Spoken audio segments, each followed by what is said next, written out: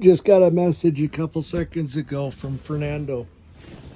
He says that my bananas and my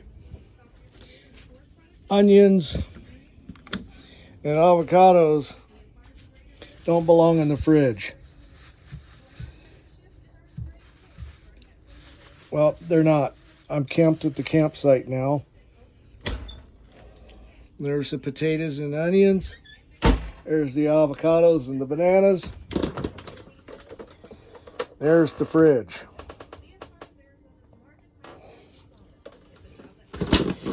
But thank you.